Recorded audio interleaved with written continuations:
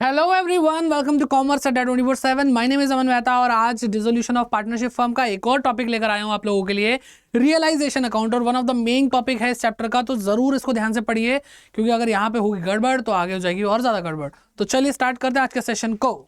तो सबसे पहले हम देखते हैं कि भाई जो अभी तक हमने थियरी पोर्शन में पढ़ा है उसमें हमें क्या बताया गया है। कि हमें बताया गया था प्रायोरिटी वाली बात, याद होगी आपको। आपने अगर सेशन नहीं देखा तो आई बटन में जाकर के लिंक एक बार जरूर चेक करें, ठीक है। तो उसमें मैंने आपको बताया था कि डिसोल्यूशन होता है फर्म का, यानी पार्टनरशिप फर्म को क्लोज कर रहे हैं। उसके बाद हम जब क्लोज करते हैं तो हम सारी एसेट्स को बेचते हैं और लायबिलिटीज को उस एसेट से मिलने वाले पैसे से चुकाने शुरू करते हैं, सेटल करना शुरू कर देते हैं, ठीक है। तो जो असेट्स को बेच करके पैसा मिल रहा है, यानी असेट्स को बेच करके पैसा रियलाइज हो रहा है, तो उससे सबसे पहले किसको पेमेंट करेंगे, उसके बाद किसको पेमेंट करेंगे, उसके बाद किसको पेमेंट करेंगे। तो ये सारी बातें हमने पहले भी पढ़ी थी, तो अभी एक बार थोड़ा सा रिवाइज कर लेते हैं उस चीज को कि सबसे पहले हम रियलाइजेशन अकाउंट बनाएंगे। दैट मीन्स हम रियलाइजेशन अकाउंट बना करके जो थर्ड पार्टी है यानी हमारे जो पार्टनर जो हमारे क्रेडिटर हैं, जो हमारे सप्लायर्स हैं, या फिर बैंक से हमने लोन ले रखा है, ये सब थर्ड पार्टी है, बिल्कुल पराये लोग, ठीक है। उनको पेमेंट करेंगे, ठीक है, यानी हमारी आउटसाइड लायबिलिटी जो होती है। उसके बाद अगर पैसा बच जाता है तो देन हम क्या करेंगे, पार्टनर्स लोन अकाउंट बनाएंगे। यानी पार्टनर ने अगर लोन दे रखा है अपनी ही फर्म को, यानी third party act, not third party, this is third party act, ठीक है। थर्ड पार्टी वाली हरकत, थर्ड पार्टी नहीं है वो। तो फिर थर्ड पार्टी के बाद उस पार्टनर को पे करेंगे।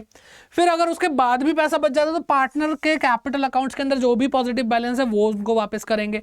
और उसके बाद बैंक के कैश अकाउंट बनाते हैं और बेसिकली ये साथ साथ बन जाते हैं। और जो इसके अलावा भी कैपिटल के बाद भी पैसा बचता है वो भी पीएसआर में बांटा जाता है, जो कि मैंने अभी तक किसी क्वेश्चन में नहीं देखा, ठीक है। तो ऐसा होगा भी नहीं, तो नॉर्मली आपको सारे क्वेश्चन कराए जाएंगे। आज का जो मुद्दा है वो है realization account. Partners loan account, capital account हम बाद में देख लेंगे, ठीक है, क्योंकि मेन है भाई रियलाइजेशन अकाउंट। हर क्वेश्चन में जब भी डिसोल्यूशन से कोई क्वेश्चन आएगा, देयर आर 99% चांसेस कि आपसे रियलाइजेशन अकाउंट पूछा जाए। तो एंड तक देखो भाई, इस सेशन को बहुत काम आने वाला है। तो सबसे पहले बात करते हैं रियलाइजेशन अकाउंट क्या है, क्या क्या होता है, कैसे कैसे बनता है। तो उसके बारे में थोड़ी सी थियोरी दे रखी है जो आपको क्वेश्चन सॉल्व करने में मदद करेगी, इसलिए हमेशा ध्यान रखो थियोरी बहुत इंपॉर्टेंट होती है, ठीक है।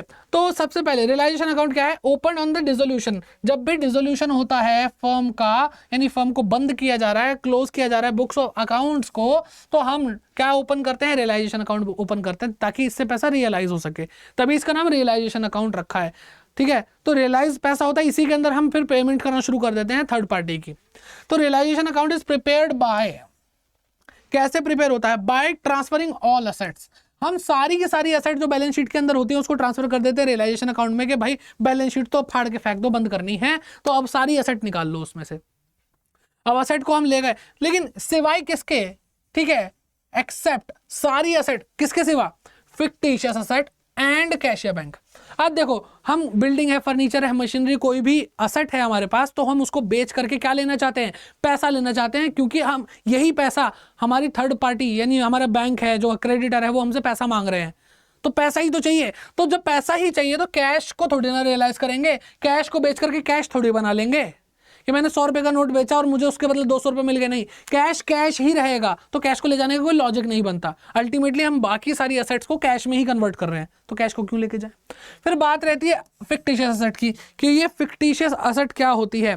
तो फिक्टिशियस एसेट वो एसेट होती है जिससे कोई भी पैसा रियलाइज नहीं हो सकता, और जब पैसा रियलाइज हो ही नहीं सकता तो मैं लेकर के क्यों जाऊं उसको रियलाइजेशन अकाउंट में। तो हम इसके साथ करते क्या है, इसको हम पार्टनर्स की कैपिटल अकाउंट से राइट ऑफ कर देते हैं, पार्टनर्स के कैपिटल अकाउंट से राइट ऑफ कर देते हैं। यानी एक तरह से ये नुकसान ही हो गया, और नुकसान होता तो झेलता कौन है, पार्टनर। पार्टनर झेलेंगे तो उनकी क्या होगी बेटा, कैपिटल कम हो जाएगी, ठीक है। तो फिक्टिशियस एसेट कम होती तो क्रेडिट करते हैं, पार्टनर की कैपिटल कम करने पे हम उसको डेबिट कर देंगे, ये आगे देख लेंगे, टेंशन मत लो।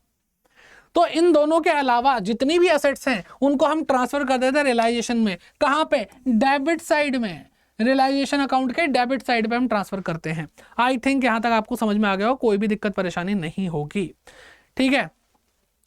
ट्रांसफरिंग, और दूसरा पॉइंट आता है, ये हो गया। अब दूसरा पॉइंट आता है ट्रांसफरिंग ऑल लायबिलिटीज एक्सेप्ट, सारी लायबिलिटी को ट्रांसफर करेंगे सिवाय किसके, पार्टनर के लोन को। अरे भाई पार्टनर का लोन इसलिए नहीं आ रहा क्योंकि वो थर्ड पार्टी नहीं है। यहां पर रियलाइजेशन अकाउंट के अंदर सिर्फ और सिर्फ किसकी एंट्री है, थर्ड पार्टी की, थर्ड पार्टी की जो ऑब्लिगेशन हमारे सर पे है, ठीक है, और हम पार्टनर की कैपिटल अकाउंट, क्योंकि लायबिलिटी साइड में कैपिटल भी आती है पार्टनर्स की, तो उसको भी नहीं लेके जाएंगे, क्योंकि इनकी प्रायोरिटी के हिसाब से देखा जाए तो अभी पार्टनर के लोन की और पार्टनर के कैपिटल की पेमेंट की बारी नहीं आई है। अगर हम उसको रियलाइजेशन अकाउंट में डाल देंगे तो वो सेम लेवल पे आ जाएंगे, तो प्रायोरिटी जब अलग अलग है तो सेम लेवल पे लाने का कोई मतलब नहीं बनता।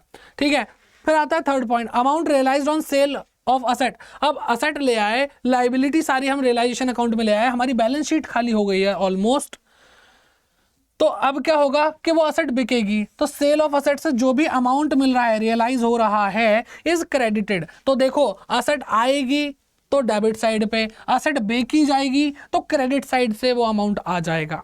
ठीक है, और सेम ऐसे ही लायबिलिटी आएगी कहां पे, क्रेडिट साइड पे आएगी, ये मैं बताना भूल गया था। लायबिलिटी ट्रांसफर कहां होती है, क्रेडिट साइड पे होती है रियलाइजेशन अकाउंट के, और लायबिलिटी को जब पे करेंगे तो डेबिट कर देंगे, सिंपल है। हर ये बात समझे। And last point is expenses incurred by the firm on dissolution are debited. कि अब मान लो कोई भी असेट बेचनी है, किसी की पेमेंट करनी है, तो भाई मेरे को आज बिल्डिंग बेचनी है अपने बिजनेस की, तो क्या मैं बिल्डिंग बेच सकता हूं? क्वेश्चन यही है कि ऐसे मतलब मैंने क्या कहते हैं आज बिजनेस बंद करा, बाहर लाइन लगी थी, अरे भाई साहब आपने बिजनेस बंद करा, हम आपकी बिल्डिंग खरीदना है। अरे इतना आसान थोड़ी होता प्रॉपर्टी बेचना, तभी तो अगर इतना आसान होता तो फिर प्रॉपर्टी डीलर और जो कॉन्ट्रैक्टर्स होते हैं और जो ब्रोकर्स होते हैं उनके तो भाई बिजनेस ठप हो जाएंगे। ठीक है, ऐसा तो है नहीं। तो है कैसा है, ऐसा कि हमें कई बार असेट्स को बेचने के लिए किसी एजेंट का सहारा लेना पड़ता है, ब्रोकर का सहारा लेना पड़ता है, बहुत ही अलग अलग तरह के एक्सपेंसेस होते हैं डिसॉल्व करने में फर्म को। तो इसलिए रियलाइजेशन एक्सपेंस बोल सकते हैं हम उनको। क्या बोलते हैं कि हमें असेट को बेच करके उससे पैसा रियलाइज करना है, तो इसके लिए मुझे एक्सपेंस करना पड़ा, तो ये रियलाइजेशन एक्सपेंस है। और रियलाइजेशन एक्सपेंसेस भी क्या होते हैं बेटा, डेबिट होते हैं। आपने मेरे साथ रीवैल्यूएशन अकाउंट पढ़ा होगा तो उसमें रीवैल्यूएशन एक्सपेंस थे, सेम बिल्कुल ऐसे ही रियलाइजेशन एक्सपेंस है, वो भी डेबिट साइड में आते थे, ये भी डेबिट साइड में आ रहे हैं। ठीक है, एक्सपेंसेस डेबिट साइड पे आते हैं। ओके, अभी और लॉजिक में चले जाएंगे, टेंशन की कोई बात नहीं है। आगे देखते हैं कुछ एंट्रीज के बारे में कि जब हम बुक्स ऑफ अकाउंट क्लोज करते हैं एसेट और लायबिलिटी को लेकर के उसको ट्रांसफर करते हैं तो कैसे होगा। ठीक है, तो देखो असेट्स आ रही हैं, असेट्स को अगर हम बैलेंस शीट से निकाल रहे हैं दैट मींस हम उसको बिजनेस से निकाल के खत्म कर रहे हैं, और असेट खत्म हो रही हैं और कहां पे जा रही है, रियलाइजेशन अकाउंट में जा रही है। असेट खत्म हो गई तो असेट क्या होती है बेटा, क्रेडिट होती है। जब भी असेट कम होती है, खत्म होती है, डिक्रीज होती है तो क्रेडिट होती है। तो वेरियस असेट एक एक करके हम उसको क्या कर देंगे, हम उसको क्रेडिट कर देंगे, और कहां पे ले जाएंगे, हम उसको लेकर जाएंगे रियलाइजेशन अकाउंट में। ठीक है, अब असेट से रिलेटेड जो भी प्रोविजन और रिजर्व्स हैं, देखो रिजर्व्स वगैरह तो वैसे भी पार्टनर की कैपिटल में बांटे जाते हैं, लेकिन अगर कोई रिजर्व या फिर कोई प्रोविजन पार्टनर जो असेट्स हैं उससे रिलेटेड है, जैसे इन्वेस्टमेंट फ्लक्चुएशन रिजर्व, ये इन्वेस्टमेंट से रिलेटेड है। प्रोविजन फॉर डाउटफुल डेट, ये डेटर से रिलेटेड है। तो ये असेट जो चली गई तो अपने जो रिजर्व और प्रोविजन है वो भी लेकर के जाएंगी। तो जब ये जाएगा, ये एक लाइबिलिटी होता है, रिजर्व और प्रोविजंस क्या होते हैं, लाइबिलिटी होते हैं। जब ये जाएंगे तो कहाँ पे चले जाएंगे बेटा, रियलाइजेशन के क्रेडिट साइड में। मैंने आपको बताया था कि रियलाइजेशन के क्रेडिट साइड में जाते हैं क्या, रिजर्व लाइबिलिटीज जाती है। ठीक है, ये बात समझ में आ गई आपको। अब बात करते हैं फिक्टिशियस एसेट की। मैंने बोला था कि फिक्टिशियस एसेट को हम रियलाइजेशन में नहीं लेके जाते। तो फिक्टिशियस एसेट एक तरह का ऐसा पैसा है, ऐसी असेट है जिसकी मॉनेटरी वैल्यू थी जो रियलाइज नहीं होने वाली, नुकसान है ना, और ये असेट खत्म होगी तो क्रेडिट तो ये भी होगी क्योंकि असेट है, लेकिन ये रियलाइजेशन में ना जा करके हमारे पार्टनर की कैपिटल को डिक्रीज कर देगी। ठीक है, क्योंकि इसका नुकसान कौन झेल रहा है, पार्टनर्स झेल रहे हैं, क्योंकि रियलाइजेशन में जाकर के पैसा रियलाइज करके नहीं दे सकती हमें। ठीक है, फिर आते हैं हम लाइबिलिटीज पे। लाइबिलिटीज में जैसे सन्ड्री क्रेडिटर है, बिल पेबल है, बैंक का लोन है, सब थर्ड पार्टी है। ठीक है, सब थर्ड पार्टी हैं। और अगर ऐसा है तो उस केस में ये लाइबिलिटीज खत्म होंगी, और लाइबिलिटीज खत्म होती है तो डेबिट होता है। और जब लाइबिलिटी ट्रांसफर की जाती है कहाँ की जाती है, रियलाइजेशन के क्रेडिट साइड पे की जाती है, इसलिए रियलाइजेशन क्रेडिट हो रहा है। तो जो हमने पिछली स्लाइड में पढ़ा वही सारी चीजें आपको यहाँ पे समझ में आ रही होंगी जर्नल एंट्री के रूप में। चलिए आगे देखते हैं, आगे क्या है। आगे आता है रियलाइजेशन। जब हम असेट को रियलाइज करते हैं तो उस टाइम पे क्या जर्नल एंट्रीज होती है। अब रियलाइज करने के भी अलग अलग तरीके हैं कि मैंने असेट बेची तो मुझे उसके बदले क्या मिल गया, पैसा मिल गया। पैसा मिल गया तो कैश तो बढ़ गया हमारा, कैश या बैंक, और कैश या बैंक एक असेट है, असेट बढ़ती है तो क्या होता है बेटा, डेबिट होती है।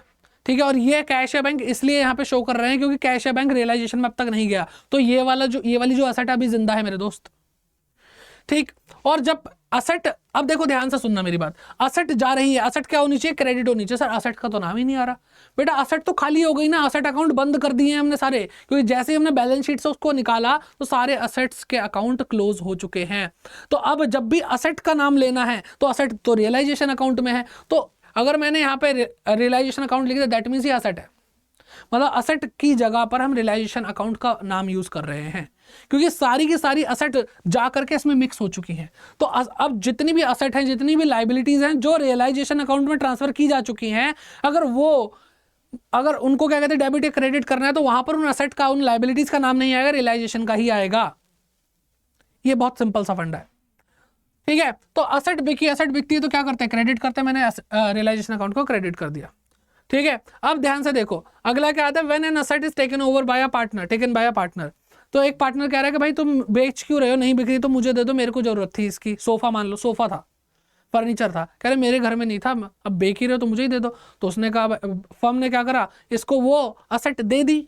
अब असेट दे दी तो भाई पैसा तो इससे भी लेना है, तो उसने बोला मेरी कैपिटल में से ले लेना, तो इसकी कैपिटल को कम कर लिया, ठीक है। तो जिसने भी कंसर्न पार्टनर जो है उसके कैपिटल अकाउंट को हमने क्या कर दिया, क्रेडिट कर दिया, और रियलाइजेशन क्या हो गया, क्रेडिट हो गया। मैंने क्रेडिट बोला, डेबिट किया, ठीक है। और रियलाइजेशन क्या हो गया बेटा, रियलाइजेशन अकाउंट हमारा क्रेडिट हो गया। और ये रियलाइजेशन नहीं है, मैंने अभी बताया कि आपको ये असेट है, बस इसकी शक्ल रियलाइजेशन जैसी होगी, क्योंकि सब रियलाइजेशन में जाके मिक्स हो चुका है। फिर आता है when the asset are given to any of the creditor, हम अपने किसी भी क्रेडिटर को दे रहे हैं हमारी असेट, कि भाई अब मान लो असेट बिक नहीं रही थी और हमारा जो क्रेडिटर था वो बार बार चिल्ला रहा था मुझे पैसा दो, मुझे पैसा दो, मुझे पैसा दो। हमने कहा यार ये क्या तरीका है, असेट लेनी है, असेट बिक नहीं रही, लेके जानी तो ले जाओ। उसने कहा दे दो, वो असेट लेके चला गया हमारी। और जब वो हमारी असेट लेकर चला गया, मैंने आपको एक चीज बताई कि अब असेट क्या हो रही है, कम हो रही है, तो रियलाइजेशन अकाउंट क्या हो रहा होगा बेटा, क्रेडिट हो रहा होगा ना। तो रियलाइजेशन अकाउंट क्रेडिट साइड में लिखा 2, और लाइबिलिटी भी डिक्रीज हो रही है, और लाइबिलिटी भी कहाँ पे है, रियलाइजेशन अकाउंट में। मैंने बोला अब लाइबिलिटी का भी नाम नहीं आएगा, रियलाइजेशन अकाउंट ही आएगा, तो यहाँ पे क्या लिखूंगा, रियलाइजेशन। तो जर्नल एंट्री क्या बनेगी, realization account debit to realization. अरे भाई दोनों ही अकाउंट डेबिट क्रेडिट हो रहे हैं, सेम अमाउंट से हो रहे हैं, 5,000 एग्जाम्पल ले रहे कि 5,000 रुपये की अगर असेट दी होगी तो फिर जब सेम अमाउंट डेबिट और क्रेडिट हो रहा है तो ये कैंसिल हो जाएगा, इसलिए यहाँ पे कोई भी एंट्री नहीं होगी। तो इस बात से भी ये प्रूफ होता है कि हम जब भी डिसोल्यूशन करते हैं तो डिसोल्यूशन के टाइम पे असेट और लायबिलिटी की जगह पे हम रियलाइजेशन अकाउंट का नाम लिखते हैं, ठीक है। चलिए आई होप यहाँ तक क्लियर है और बहुत अच्छे से लॉजिक के साथ मैंने आपको समझा दिया है। कोई दिक्कत परेशानी नहीं होनी चाहिए, अगर दिक्कत परेशानी है तो मैं हूं ना, कमेंट करो, कमेंट बॉक्स आपका है और उसके नीचे जो कमेंट आएंगे वो मैं खुद देखूंगा। आपकी कोई प्रॉब्लम होगी तो नेक्स्ट वीडियो के अंदर उसके बारे में डिस्कस कर लेंगे। सिंपल सी बात है, पढ़ाई करनी तो भाई है अच्छे से, और मुझे आपको अच्छे से पढ़ाना है, तो आपको बस इतना करना तो पड़ेगा, थोड़ा सा पार्टिसिपेशन दिखाना पड़ेगा, ठीक। चलिए आई होप यहाँ तक क्लियर है। आगे देखते हैं, आगे क्या है, accounting entries for settlement of liabilities. अब देखो हमने पहले ट्रांसफर वाली देख ली, ठीक है। देखो ट्रांसफर ट्रांसफर ट्रांसफर, हमने सब कुछ ट्रांसफर करके देख लिया, फिर असेट को रियलाइज करके देख लिया, फिर उसके बाद अब लायबिलिटी की बारी है। जब लायबिलिटी को सेटल करेंगे, यानी चुकाएंगे, पैसा देंगे उनको, पेमेंट करेंगे, तो ऑन पेमेंट ऑफ लायबिलिटीज, अब लायबिलिटी भी रियलाइजेशन में, तो रियलाइजेशन ही डेबिट होगा लायबिलिटी कम होने पे।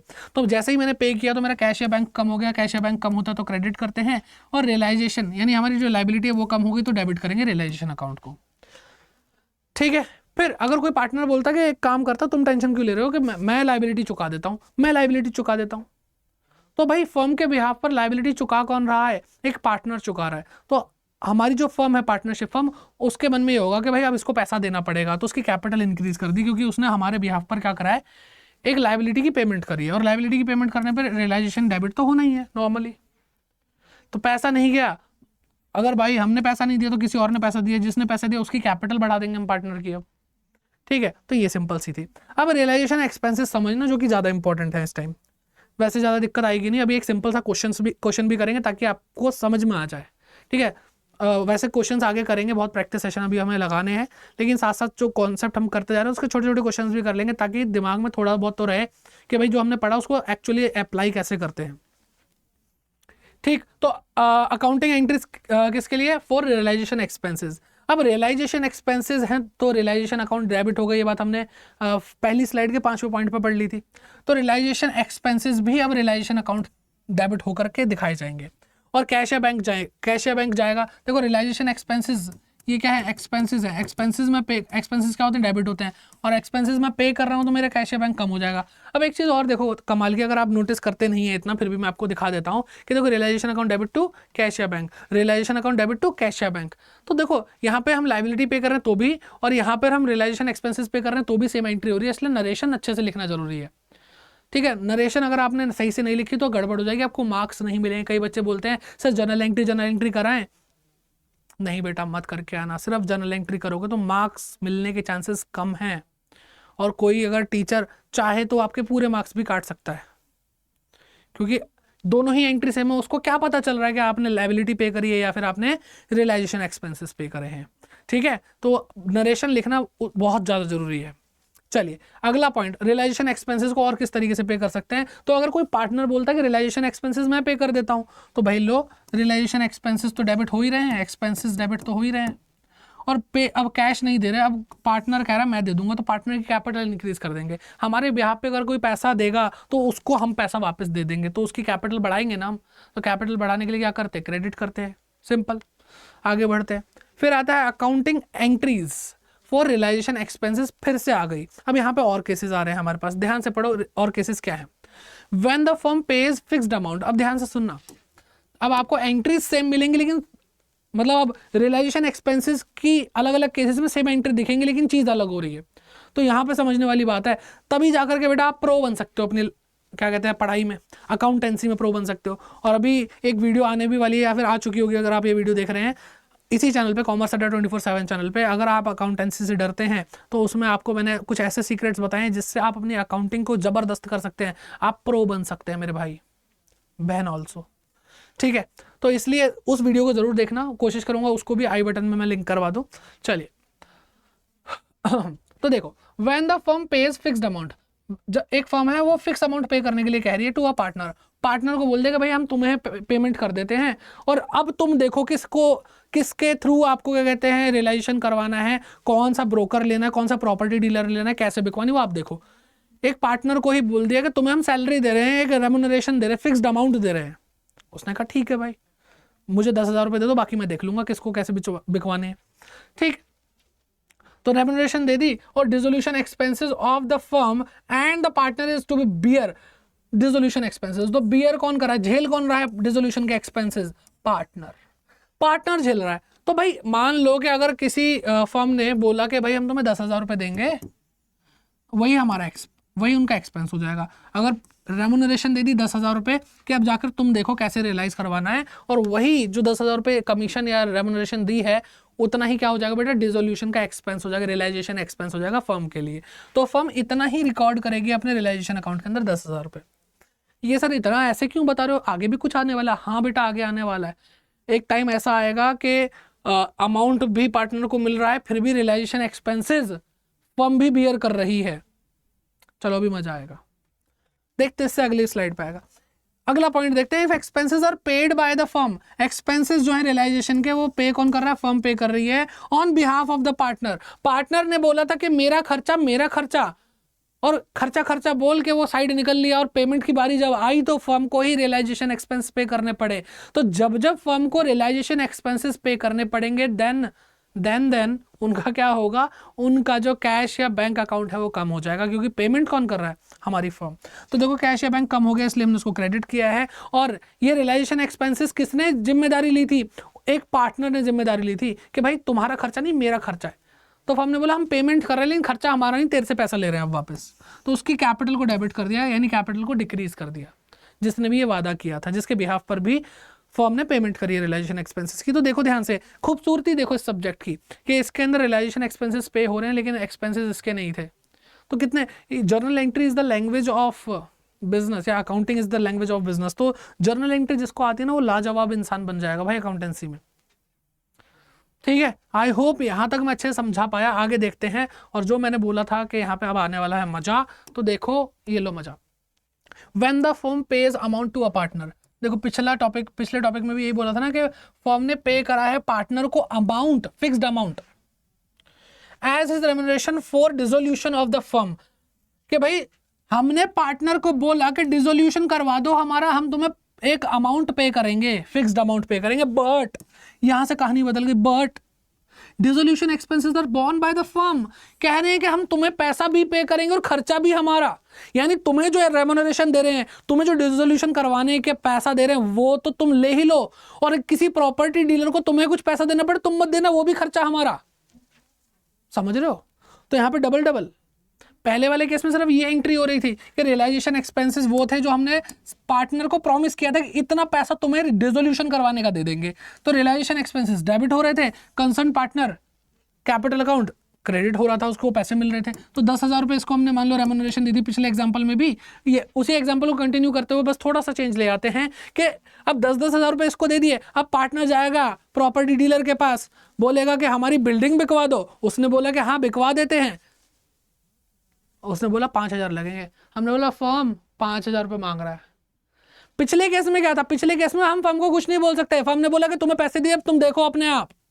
लेकिन इस केस में बोल रहे हैं फर्म 5,000 रुपये मांग रहा है, फर्म ने बोला अभी देते हैं, क्योंकि यहां पर जो एक्सपेंसेस है डिसोल्यूशन के वो कौन बियर कर रहा है? फर्म ही बियर कर रही है। मेरा काम सिर्फ ढूंढने का, पार्टनर का काम क्या है? सिर्फ ढूंढने का कि कहां से डिसोल्यूशन हो सकता है, थोड़ा भागा दौड़ी मैं करूंगा। ठीक है, तो अब ये तो रियलाइजेशन एक्सपेंसेस हैं ही, ये 5,000 रुपये भी रियलाइजेशन एक्सपेंसेस हैं जो प्रॉपर्टी डीलर वॉटएवर किसी भी ब्रोकर को दिए जा रहे हैं, और कैश भी कम हो रहा है, और कैश कम होगा तो क्या करेंगे? क्रेडिट करेंगे मेरे भाई। तो इसलिए सिर्फ और सिर्फ इस केस के अंदर दो एंट्री होती है रियलाइजेशन एक्सपेंसेस की। आया नहीं आया मजा? अब आप एक क्वेश्चन पूछोगे सर एक साथ कर सकते हैं एंट्री? कर लो भाई, realisation expenses realisation account debit 15,000 रुपए से कर लो, to partners capital account 10,000, to cashier bank 5,000। ठीक है, अलग अलग इसलिए समझाई ताकि आप भाई इजीली बुद्धि में घुस जाए हम लोगों की। फिर बात करते हैं लास्ट टॉपिक आई गैस ये वाला रियलाइजेशन एक्सपेंसेस का। When realisation expenses are to be borne by one partner, एक पार्टनर एक्स उसने बोला कि मेरा खर्चा है, टेंशन मतलब मैं हूं, लेकिन पेड बाय अनदर पार्टनर, लेकिन उस दिन वो नहीं आया, फर्म ने भी पे नहीं करे, दूसरे पार्टनर ने पे कर दिया, चल भाई दोस्त आएगा पैसे ले लूंगा। तो भाई पैसे वो कैसे ले लेगा? पेमेंट किसने करी? पेमेंट करी वाई ने, वादा किसका था? एक्स का, कि मैं रियलाइजेशन एक्सपेंसेस बियर करूंगा। तो भाई एक क्या होगा, जितने भी रियलाइजेशन एक्सपेंसेस होंगे उसकी कैपिटल से उतना पैसा उड़ा दो, और वो पैसा उड़ा करके किसको दे दो? वाई की कैपिटल में डाल दो। समझ में आया? ये बहुत ईजी है। आई होप एक एक पॉइंट, एक एक जर्नल एंट्री अच्छे से समझाई मैंने आपको। और अब भाई वक्त आ चुका है रियलाइजेशन अकाउंट की शक्ल देखने का, कि इस प्रकार की शक्ल होती है और उस पर हमें अकल लगानी होती है। तो रियलाइजेशन एक्सपेंसेस में हमने क्या सीखा? पहले ट्रांसफर करेंगे, तो डेबिट साइड पे सारी एसेट सिवाय किसके?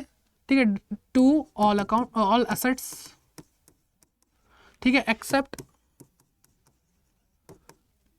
What? Fictitious asset and cash या बैंक, है ना, कैश या बैंक। तो ये ट्रांसफर हो गई। फिर क्रेडिट साइड पे क्या ट्रांसफर होता? ऑल लाइबिलिटीज, ठीक है, एक्सेप्ट क्या नहीं होगा? Partners loan account and partners capital account, और रिजर्व वगैरह भी नहीं होते, एक्सेप्ट इन्वेस्टमेंट फ्लक्चुएशन रिजर्व, वो तो हो जाएगा, प्रोविजन फॉर डाउटफुल डेट वो भी हो जाएगा, लेकिन बाकी जर्नल रिजर्व वगैरह वो इसमें नहीं आने वाला, वो तो पार्टनर्स की कैपिटल अकाउंट में बांटा जाएगा। ठीक है, चलिए अब फिर उसके बाद हमने क्या सीखा था? उसके बाद हमने सीखा था कि जब असेट को बेचेंगे तो क्रेडिट साइड से बेचेंगे, तो हम क्या लिखेंगे? बाय कैश या बैंक अकाउंट, क्योंकि देखो बेचेंगे तो पैसा ही तो आएगा। ठीक, और यहाँ पे क्या लिखो? एक एक असेट का नाम, स्टॉक इतने रुपए का बिका, मशीनरी इतने रुपए की बिकी, तो मैं यहाँ पे सन्ड्री असेट है ना लिख देता हूँ, अमाउंट रियलाइज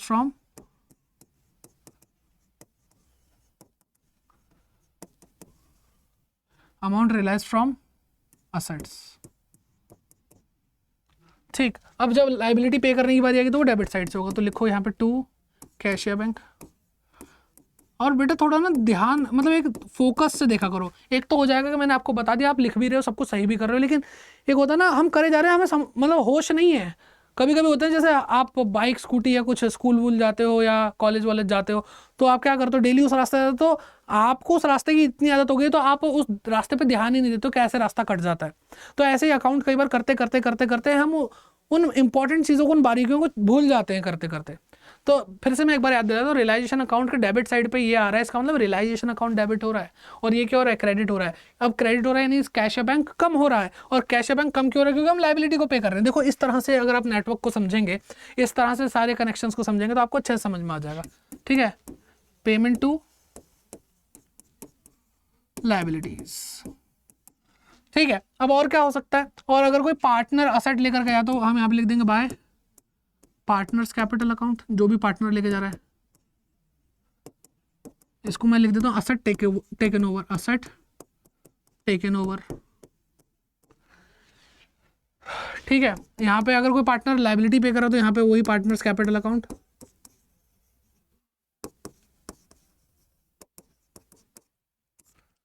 ठीक है, लाइबिलिटी सेटल्ड बाय पार्टनर।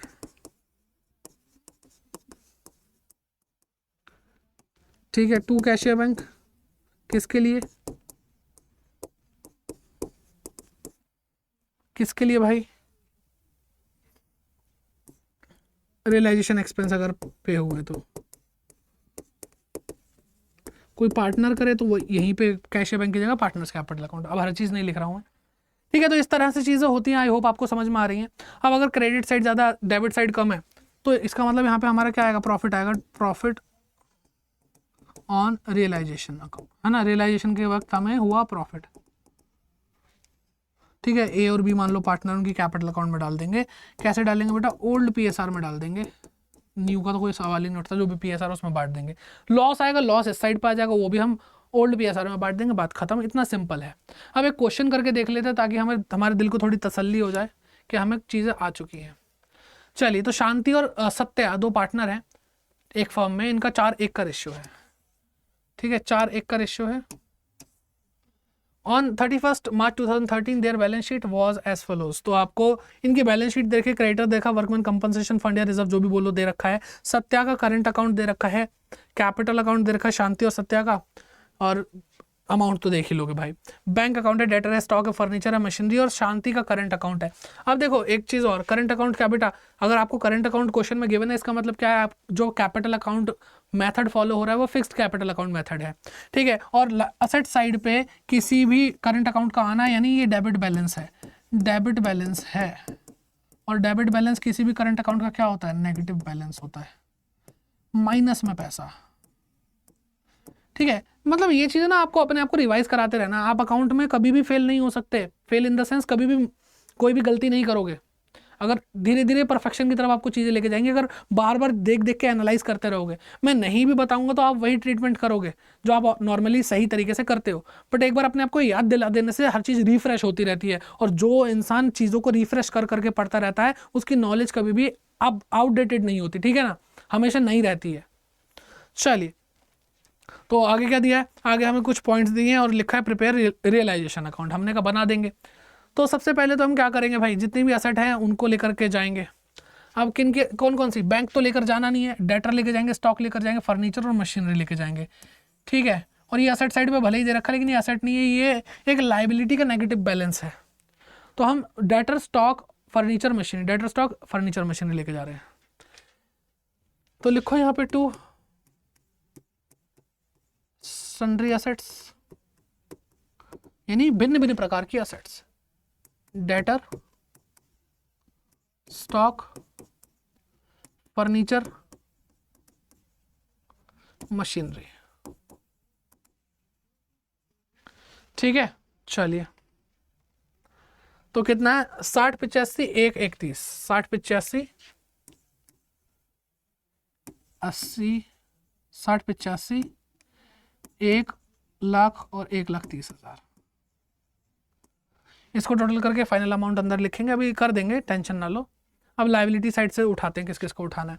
तो भाई देखो, ये यहाँ पे इसका कोई क्लेम दे रखा है नहीं दे रखा हमें नहीं पता, ये किसी असेट से रिलेटेड नहीं है, तो ये वाला जो फंड है, ये जो रिजर्व है, ये नहीं लेके जाएंगे। हम क्या क्या लेकर जाने वाले हैं, हम क्रेडिटर को लेकर के जाने वाले हैं, और क्रेडिटर को ही लेकर जाने वाले हैं, और कुछ हमारे पास है नहीं लाइबिलिटी। कितना है भाई, अमाउंट तो देखा नहीं, 45,000 है ना, 45,000। लो भाई, लिखा हमने बाय क्रेडिटर्स 45,000। इसका टोटल करना शुरू करो भाई। तो 2,30,000, 2,30,000, ठीक है, और 85 जोड़ दो तो क्या आ जाएगा भाई, 3,15,000, 3,15,000 और 60, 3,75,000 आ जाएगा। ठीक है, कोई गलती हो भाई मुझसे मैथमेटिक्स में, कैलकुलेशन में, जल्दबाजी में, तो बता देना मुझे।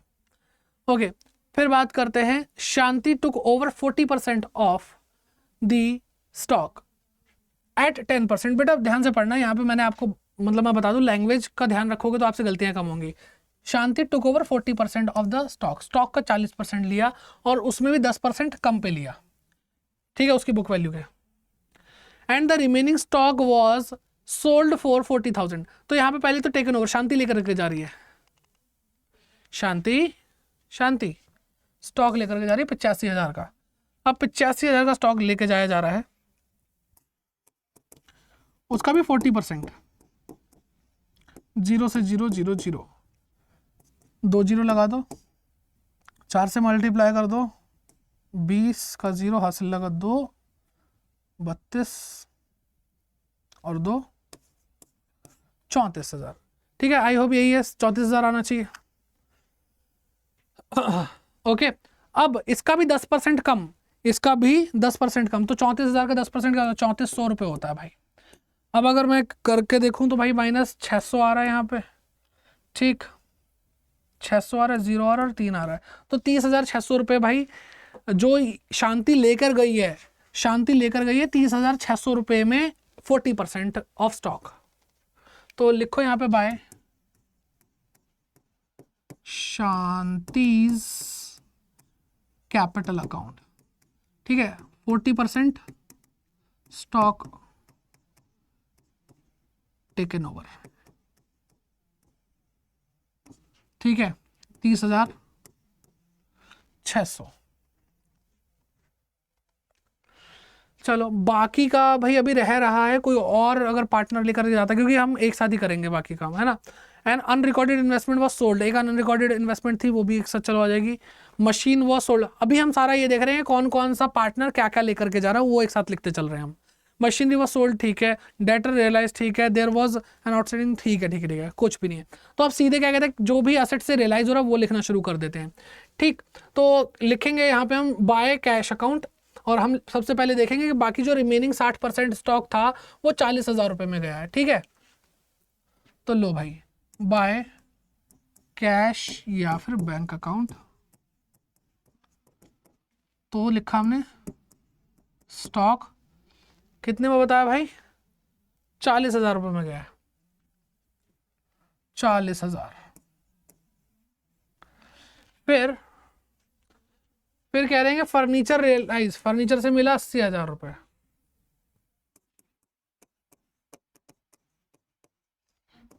फर्नीचर 80,000 रुपये, 50 कितने का था भाई, 1 लाख का था भाई। बुरे वक्त में कौन ही हर इंसान फायदा उठा रहा है। अनरिकॉर्डेड इन्वेस्टमेंट, एक अनरिकॉर्डेड इन्वेस्टमेंट थी, वो भी सीधे रियलाइजेशन में जाएगी, 20,000 रुपये रियलाइज हुआ, मशीनरी से 60,000, तो इन्वेस्टमेंट 20,000, मशीनरी से 60 हुआ ना, मशीनरी, ठीक है, डेटर से 55,000,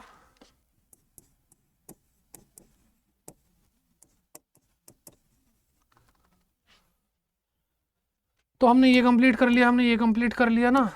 ओके जी, एक minute, machinery was sold at a loss of 60,000, रुको रुको, हमने गड़बड़ की है, 60,000 के नुकसान पे ध्यान से पढ़ो। तो 1,30 का था, 60,000 का नुकसान हो गया तो 70,000 रुपये बचा, तो 70,000 रुपये रियलाइज हुए भाई, ठीक है। अच्छा वो ध्यान से देख लिया मैंने, नहीं तो गड़बड़ हो जाती मेरे भाई। 70,000 आएगा, 70,000, ठीक है। तो ये भी हो गया, ये भी कर लिया, और हमने डेटर भी देख लिया। There was an outstanding bill, एक हमारा आउटस्टैंडिंग बिल था for repairs for which 19,000 was paid, 19,000 रुपये पे किए, बाकी बस ये 19,000 रुपये लिख दो, वो भी हो गया। तो लो भाई लिखो टू कैश या बैंक, अब यहाँ से भी पेमेंट होगी ना, तो लिखो यहाँ पे आउटस्टैंडिंग बिल फॉर रिपेयर 19,000। अब बेटा हमें क्रेडिटर के बारे में कोई भी इन्फॉर्मेशन नहीं दी, तो हम क्या करेंगे, 45,000 रुपीज़ मान लेंगे कि हमने क्रेडिटर को दिए हैं एज पर प्रूडेंस कॉन्सेप्ट। ठीक है, कितना, 45,000। और पिछले साल क्या हुआ था कि सीबीएसई ने कुछ चेंजेस किए थे, उसके अकॉर्डिंग क्या था कि सबसे पुराना रूल तो यही चलता रहा है कि अगर आपको लाइबिलिटी के बारे में कोई भी इन्फॉर्मेशन नहीं दी है कि हमने उसको पे किया या नहीं किया डिसोल्यूशन के टाइम पे, तो हम ये मानते हैं कि उसकी जो बुक वैल्यू वो हमने पूरी पूरी पे करी, जैसा कि मैंने अभी आपके सामने करके दिखाया। 45,000 रुपीज़ को कुछ भी इन्फॉर्मेशन नहीं दी थी, लेकिन मैं यहाँ पे मान के चल रहा हूँ कि 45,000 क्रेडिटर छोड़ेंगे थोड़ी ना। प्रूडेंस कॉन्सेप्ट हमें यही तो सिखाता है कि बुरे से बुरा क्या हो सकता है हमारे साथ, तो मैंने उसको फॉलो किया। ठीक है, लेकिन जो नई अपडेट आई उसके हिसाब से क्या हुआ कि ये रूल तो सेम रहा, लेकिन असेट के लिए नया रूल आया कि असेट के बारे में अगर कोई इन्फॉर्मेशन ना दी हो तो पहले ये माना जाता था कि भाई उससे कोई पैसा रियलाइज नहीं हो, लेकिन अब माना यह जाता है कि कोई भी फिक्स्ड टेंजिबल असेट है तो उससे उसकी बुक वैल्यू रियलाइज हो गई है। फॉर एग्जांपल कि अगर हमें मान लो फर्नीचर के बारे में कुछ भी ना दिया होता, कुछ भी ना दिया होता कि भाई इसको बेच करके पैसा मिला या नहीं मिला, तो मैं ये मानता कि 1,00,000 रुपए मिल गया होगा। अब जो रूल आया है वो इस हिसाब से चलता है। ठीक है, इससे पहले हम इसको भी जीरो मानते हैं अगर कोई इन्फॉर्मेशन ना दी होती तो। आई बात समझ में? चलो भाई, अब इसको टोटल करना शुरू कर दो। और इंटेंजिबल एसेट्स जैसे गुडविल हो गई, पेटेंट हो गया, उसको हम मानते हैं कुछ भी नहीं मिलेगा, जीरो, अंडा खत्म। हाँ, तो 20,000 65 65 में 64,000। ठीक है, अब अगर हम टोटल करके देखें तो इसको टोटल करो पहले। ठीक है, तो ये 1,00,000 हो गया, इन दोनों को जोड़ दिया हमने तो, और ये 1,10,000 हो गया, यानी टोटल हो गया 2,10,000 और 55,000 कितना, 2,65,000। आपने अपना जोड़ने का स्टाइल ही चला गया। अब 2,65,000, 30,000, 45,000। अब मुझे क्यों लग रहा है लॉस लॉस सा आ रहा है, चलो टोटल करके देख लेते हैं। तो इधर का टोटल क्या है, 0 0 0 3 0 9 6 7 13 का 3 कैरी किया 1 और 4, तो 4,39,000 आ रहा है। इधर का 4,39,000 किसी भी कीमत पे नहीं हो सकता, तो यानी टोटल इधर का ही ज़्यादा है, 4,39,000 आ रहा है। अब इधर सिंपल सी बात है, इधर फिर लॉस आ रहा है by loss on realisation, loss on dissolution या रियलाइजेशन। कौन है भाई पार्टनर, शांति और सत्या है, 4:1 का रेशियो। ठीक है, अच्छा कुछ रह तो नहीं गया, अच्छा ये रह गया बेटा वर्कमैन कम, लेकिन वो तो इसमें जाएगा, रियलाइजेशन में नहीं आने वाला। ठीक है, यहाँ पे भी रियलाइजेशन में नहीं आने वाला, बैंक भी रियलाइजेशन में नहीं आने वाला, इसका भी कुछ। ठीक है, सब कुछ कर लिया भाई, ये भी सब कुछ कर लिया। ठीक है, करेक्ट कर रहे हैं भाई। चलो, शांति सत्या 4,39,000 टोटल, इधर का सेम आएगा, बैलेंसिंग कर रहे हैं। ठीक है,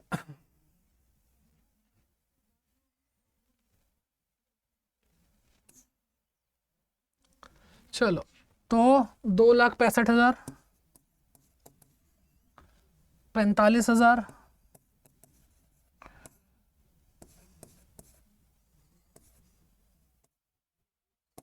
तीन दस में तो हाँ, तो 40,600 रुपये हो रहा है। एक मिनट, 3 10, हाँ 40,600 हो रहा है, 3,40,600।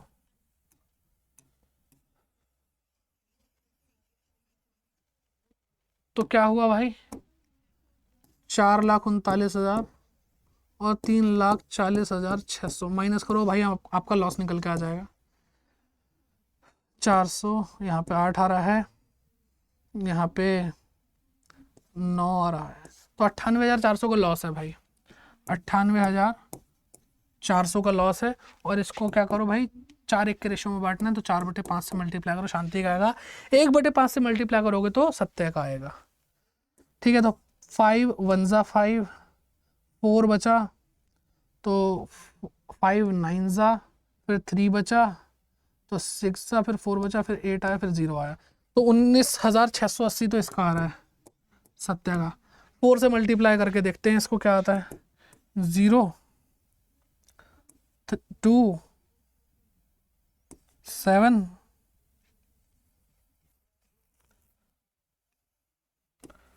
8